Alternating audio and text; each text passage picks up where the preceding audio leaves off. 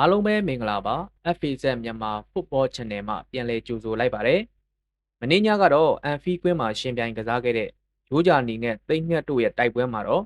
ဂျိုးဂျာနီတွေဟာတစ်သားလူသားရဲ့လက်စွမ်းပြမှုနဲ့အတူသိန်းငှက်တွေကိုအတောင်ချိုးကာလက်စားချေနိုင်ခဲ့ပါတယ်။ဂျိုးဂျာနီတို့ကတော့ဂိုးသမားပဲအပြောင်းလဲရှိပြီးဆာလာအီဆက်ဂပ်ပိုဘစ်တို့နဲ့အတူချန်ပီယံလိဝင်ဖို့အတွက်အင်အားတောင်တင်းစွာပွဲထွက်လာခဲ့ပါတယ်။သိန်းငှက်တွေဘက်ကလည်း Conference League ဆီမီဖိုင်နယ်ကန်ဖို့ရှိတော့လဲမာတီတာဆာဂျွန်ဆင်ဟန်ဒါဆန်တို့နဲ့အတူ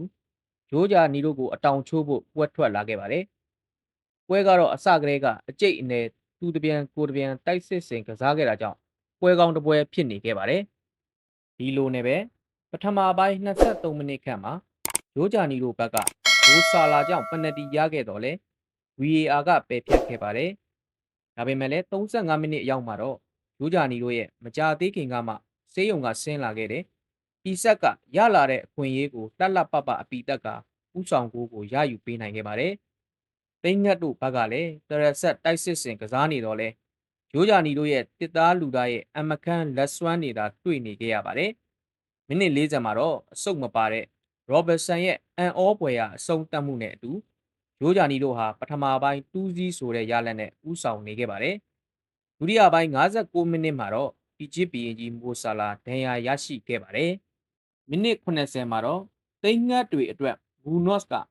မာတီတာကန်လိုက်လို့ဂိုးသမားနဲ့ထိပြီးပြန်ထွက်လာတဲ့အလုံးကို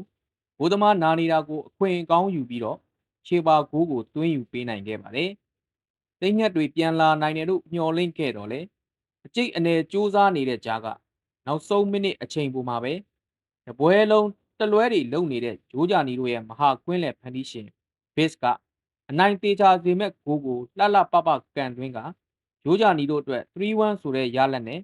သိန်းငှက်တွေကိုအတောင်ချိုးကအန်ဖီမှာအမြင့်ပြန်နိုင်ခဲ့ပါတယ်။အားလုံးကိုကျေးဇူးတင်ပါတယ်။